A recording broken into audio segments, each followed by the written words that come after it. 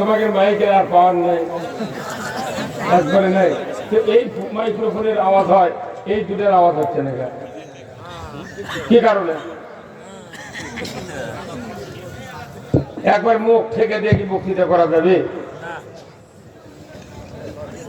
আলহামদুলিল্লাহ, সমস্ত তারিফ প্রশংসা মহান রব্বুল আলামিনের জন্য, যিনি আমাদেরকে সিহালি দাইমুল্লাহ আখন্দপাড়া জামে মসজিদের উদ্যোগে দ্বিতীয় অধিবেশন, আজকে নববর্ষের ইংরেজি জানুয়ারি 3 তারিখে দ্বিতীয় অধিবেশন বিরাট তাফসীরুল কোরআন মাহফিলে বসে কোরআন, ইসলাম, রসুলের জীবন আদর্শ, দুনিয়ার শান্তি, আখিরাতের মুক্তি, কিভাবে দুনিয়াতে চললে মানুষের শান্তি হবে, আখিরাতে মুক্তি হবে, এর যতগুলি বক্তব্য কোরআন এবং হাদিসে রয়েছে, তার থেকে কিছু কিছু কথা যে আল্লাহ আমাদেরকে বলা, জানা, শোনা এবং বোঝার তৌফিক দিচ্ছেন, সেই মুনিবের দরবারে শুকরিয়া আদায় করছি।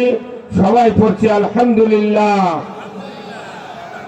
লাখো কোটি দরুদ ও সালাম বিশ্ব মানবতার মুক্তির দিশারি জনাবে মুহাম্মদ রাসূলুল্লাহ সাল্লাল্লাহু আলাইহি সাল্লামের উপরে নাজিল হোক, যিনি হলেন তামাম পৃথিবীর শ্রেষ্ঠ স্বামী, শ্রেষ্ঠ বাবা, শ্রেষ্ঠ নানা, শ্রেষ্ঠ যোদ্ধা, শ্রেষ্ঠ সেনাপতি, শ্রেষ্ঠ রাজনীতিবিদ, শ্রেষ্ঠ ইমাম, শ্রেষ্ঠ রাষ্ট্রনায়ক। বলে বলো ঠিক কিনা? ঠিক বলতে কি কষ্ট হচ্ছে? হ্যাঁ, সবাই বলেন ঠিক কিনা? রসুল ছিলেন শাসক, রসুল ছিলেন নেতা, রসুল ছিলেন প্রেসিডেন্ট। এটা কি মেনে নিতে লজ্জা হওয়ার কথা? রসুলের চেয়ে কত অকাম কুকাম করা মানুষ হাজার হাজার দিন পৃথিবী শাসন করতেছে, তারপরও তাদের অন্যায়ের কথা বললি, যারাই অন্যায়ের কথা বলে তাদেরই টুটি চাপে ধরে। হ্যাঁ, কথা বলবে না? আপনাদের চিৎকারের উপর এই দেশের ভালো আর মন্দ নির্ভর করে। আপনি যদি অন্যায়ের বিরুদ্ধে কথা না বলেন, ন্যায়ের পক্ষে সমর্থন না করেন, এই পৃথিবীতে জিবরাইলও যদি প্রেসিডেন্ট হয় শান্তি কায়েম হবে না। আমার রাসূল বলছেন, একজন মানুষকে যদি কিয়ামত পর্যন্ত হাত দেয় আর তাকে যদি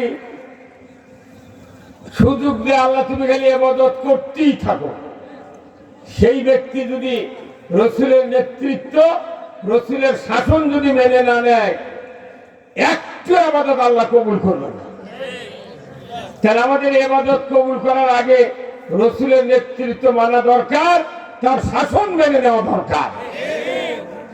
আল্লাহ রসুল এই কোরআন দিয়ে পৃথিবীর 12.5 লক্ষ বর্গমাইল কত বছর শাসন করেছিলেন? সবাই বলেন কত বছর? আপনারা জানেন না? সবাই একবারে বলা লাগবে তো। কত বছর? 10 বছর। সারা বাংলাদেশে যত মানুষকে আমি বলি যে নবী কোরআন দিয়ে 10 বছর চালাছেন, 12.5 লক্ষ বর্গমাইল যার এরিয়া ছিল, বাংলাদেশের মতো 27টা রাষ্ট্র জোড়া দিলে যত বড় হয় তত বড় সে রাষ্ট্রের।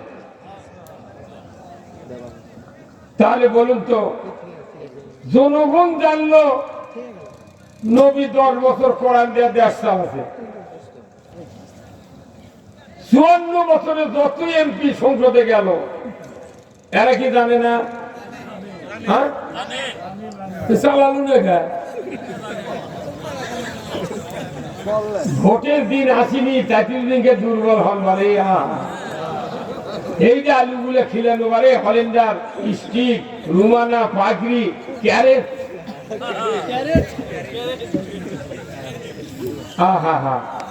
এই কথাটা যদি জোরে বলতেন আমার কলজা সাহসে ভরে দিত। না জানি কোন গ্রুপ আপনারা।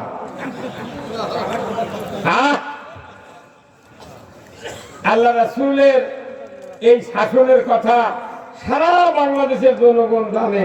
54 বছর যারা দেশ চালালো, ওই এমপিরা এইগুলি কি জানে? চালানো লেখা। তার মানে কি আসলে ওরা জানে, কিন্তু অজ্ঞতার কারণে চালায়নি। কারণ কোরআন যদি সংসদে চলে, আমাদের নেতৃত্ব চলবে না। তাও আওয়াজ ধরে হয় না বাড়ি, হ্যাঁ কথা ঠিক কিনা? যতক্ষণ আওয়াজ ধরে না হবে ভলিউম দিতেই থাকবে।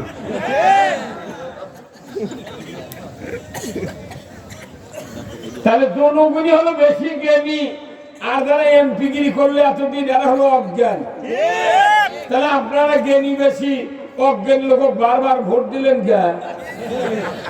তাহলে দোষী নেতারা না জনগণ? এইবার আপনারা কি ওইভাবেই থাকবেন না অন্য পাল্টাবেন? হ্যাঁ কথা কর, কারা কারা পাল্টাবেন? দু হাত করে আল্লাহকে দেখা।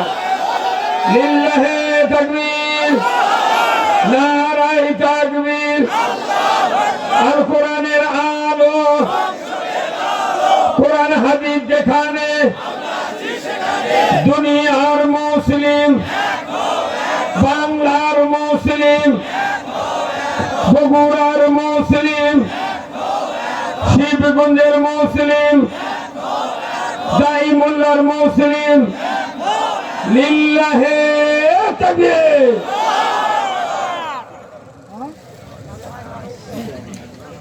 আলহামদুলিল্লাহ। আসলে আল্লাহ রসুলের দুনিয়া আসার একমাত্র উদ্দেশ্য মানুষের আইন সরে দিয়া আল্লাহর আইন বিজয় করা।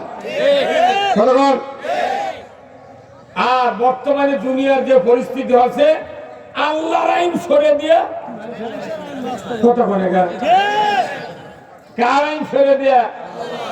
এরা কতদিন হলো চলিচ্ছে? ব্রিটিশের থেকে শুরুতে 54। এই ভারতবর্ষ 700 বছর শাসন করতে মুসলমান। তারই ভেতরে একটা বাগাম প্রেসিডেন্ট ছিল, শায়েস্তা খান। এর নাম কি? নাম কি? আমরা ইতিহাসে পড়েছি, পাকিস্তান আমলে ক্লাস 4-এর ইতিহাস, শায়েস্তা খানের ইতিহাস। শায়েস্তা খান যখন এই ভারতবর্ষ শাসন করেছেন, ঢাকায় ওনার একটা ফেরেশতা ছিল। তো ওনার জামানায় এই ভারতবর্ষে, বিশেষ করে পূর্ব পাকিস্তানের যে ভূখণ্ড, এখানে 1 টাকা দিয়ে 8 মণ চাউল দিয়েছে। কত করে রে? কয় মণ? কয় টাকা? এটা শুনলেই তো মানুষ মরে দেবে। 1 টাকা দিয়ে 8 মণ চাউল পাওয়া মানে কি? সেটা কি দুনিয়া ছিল? হ্যাঁ, তাহলে আজকে 1 টাকা দিয়ে 8 মণ চাউল পাওয়া যেত, রাস্তা করতে মাটি লাগতো না, চাউল দিয়ে ঘাটা করতো না। তাহলে যে জাতি মুসলমান বাদশার শাসন আমলে 1 টাকায় 8 মণ চাউল পাচ্ছে, সেই জাতি আর অনিসলামী আল্লাহ বিরোধী আইন দিয়ে শাসন করার কারণে 1 কেজি চাউলের দাম 90 টাকা।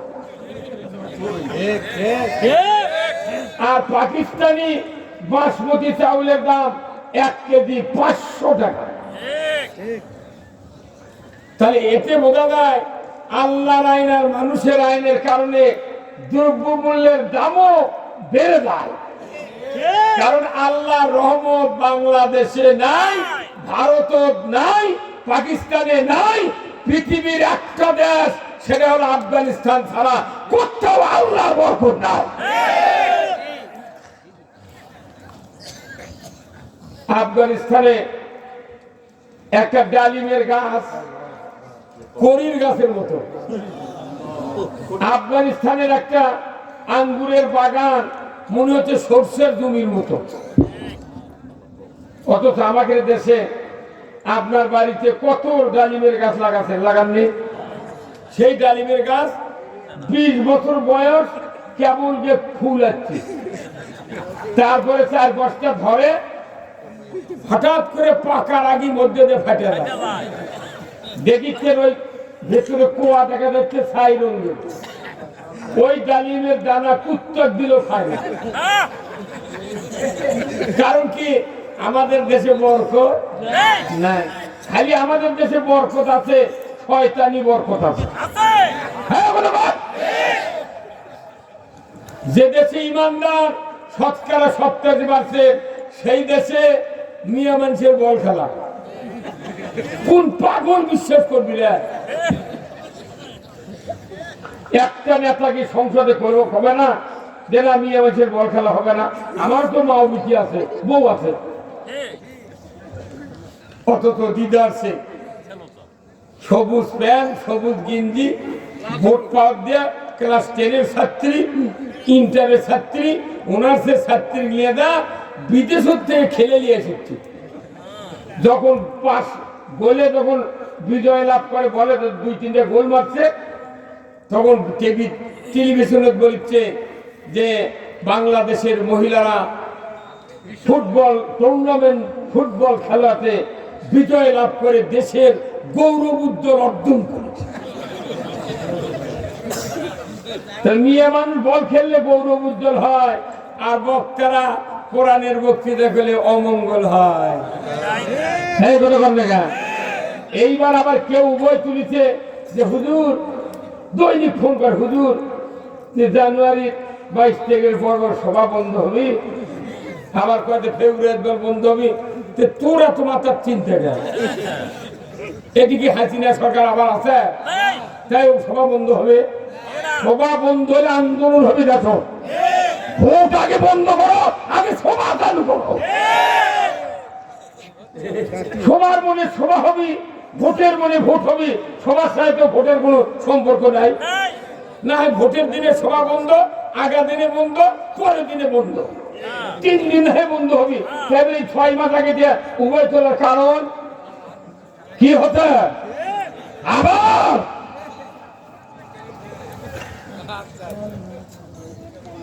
আজকে বাংলাদেশে এমন পরিবেশ সৃষ্টি হয়ে গেছে, একটা চৌকিদারও যদি একটা রিমার্ক ছড়ায় জনগণ ওটাই বিশ্বাস করে। অথচ আল্লাহ কোরআন বলছে যে এই পৃথিবীতে শান্তির একমাত্র পথ কোরআনের পথ, মুক্তির একমাত্র পথ কোরআনের পথ। কার কথা? সেই কোরআন বাদ দিয়া দাদা নানা ভাবি চাচি সবার আইন মানিচ্ছে, আর মসজিদের যা টুপি মাদের দিয়ে বলেছে আল্লাহু আকবার। লাভ হবে না, আপনাকে আগে মানতে হবে কার আইন। ওযু করি কার আইনে, কাফন পরাই কার আইনে, হজের ইহরাম করি কার আইনে, তোয়াফ করি কার আইনে, কুরবানি করি কার আইনে, বিয়ে করি কার আইনে, খাতনা করি কার আইনে, আকিকা করি কার আইনে। সে সবটা আল্লাহর আইনই করি, দেশটা আল্লাহর আইনে চালালে ক্ষতি কি? যখনই দেশ চালানোর কথা আমরা বলি তখনই কয় হুজুর রাজনীতি করবেন না। যে রাজনীতি তুর্ক কি কর দিছি, তোরা কি করবো? তোরাও কর রাজনীতি, আমরাও করবো। দেশের মাটিতে আমরা একবার কোরআনের আইন দেখতে চাই। কারা কারা আইন দেখতে চান তো হাত তোলা যাবে না। স্থানীয় ওলামায়ে কেরামগণ, মঞ্চে বসা সুধীবৃন্দ, সামনে বসা মুরব্বিনে কেরাম, হাজী সাহেবগণ, বিভিন্ন মসজিদের ইমাম মুয়াজ্জিন মুক্তাদি সহ বিভিন্ন রাজনৈতিক দলের নেতৃবৃন্দ, যুবক ভাইরা, প্রাইমারি মাদ্রাসা, হাই স্কুল, কলেজ, বিশ্ববিদ্যালয়ে শিক্ষক মহোদয়গণ, ছাত্র ভাইয়েরা, পর্দার অন্তরালে হাজারো মা বোনেরা, সাংবাদিক ভাইয়েরা, সরকারি কর্মচারী কর্মকর্তাবৃন্দ, ডিজিএফআই, ডিএসবি সহ প্রশাসনিক কর্মকর্তা, এলাকার সুনামধন্য গ্রাম্য পুলিশ সহ কচি কাচারা এবং আজকের এই মাহফিলের প্রচার মিডিয়ার সম্মানিত মাইকালা এবং ভিডিওম্যান ভাইরা, সবার প্রতি আমার সালাম। আসসালামু আলাইকুম ওয়া রাহমাতুল্লাহি ওয়া বারাকাতুহু।